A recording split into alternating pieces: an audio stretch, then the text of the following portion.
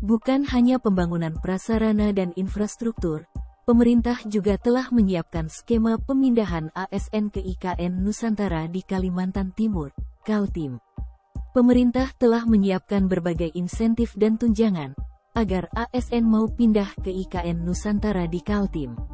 Salah satunya adalah biaya pemindahan ASN ke IKN Nusantara yang bakal ditanggung pemerintah yang termasuk ASN dan pasangan, suami atau istri, anak hingga asisten rumah tangga.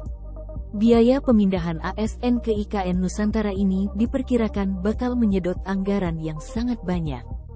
Biaya pindah untuk ASN, TNI dan Polri ke IKN Nusantara ini akan sesuai dengan aturan yang berlaku dan flexible facility arrangement yang disesuaikan dengan kebutuhan tiap aparatur sipil negara, ASN. Dalam proses pemindahan ke IKN Nusantara, bukan hanya ASN yang akan ditanggung pemerintah.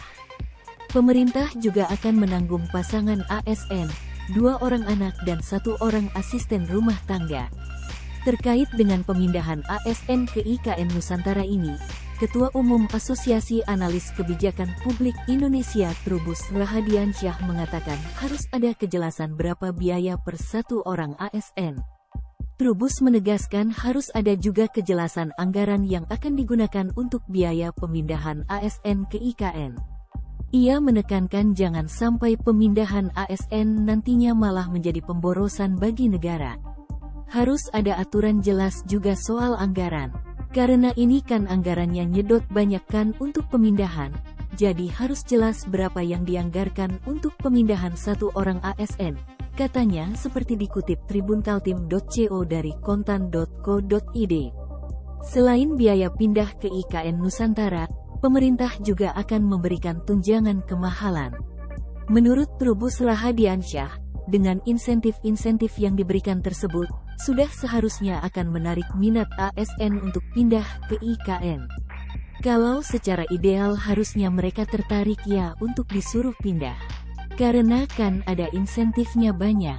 Sudah disediakan tempat tinggal rumah tapak atau rusun atau apartemen sesuai dengan golongannya ditambah biaya pindah, kata Trubus, Senin, 27/2, seperti dikutip tribunkaltim.co dari kontan.co.id.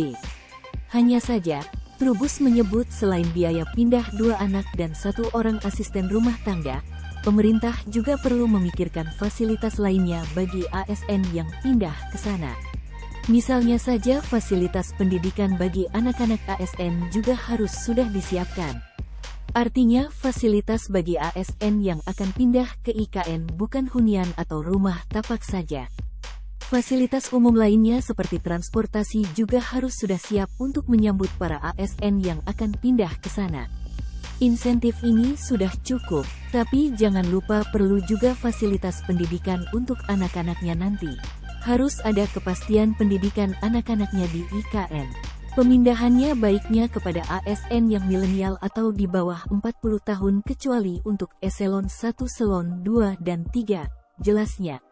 Sebelumnya dalam akun Instagram resminya, Menteri Perencanaan dan Pembangunan Nasional, PPN, Kepala Bappenas Suharso Monoarfa menuliskan, ASN, TNI dan Polri akan diberi tunjangan kemahalan, biaya pindah sesuai aturan yang berlaku, dan flexible facility arrangement yang disesuaikan dengan kebutuhan tiap ASN.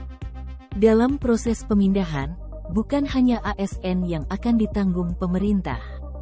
Pemerintah juga akan menanggung pasangan ASN, 2 orang anak dan 1 orang asisten rumah tangga, kata Suharso.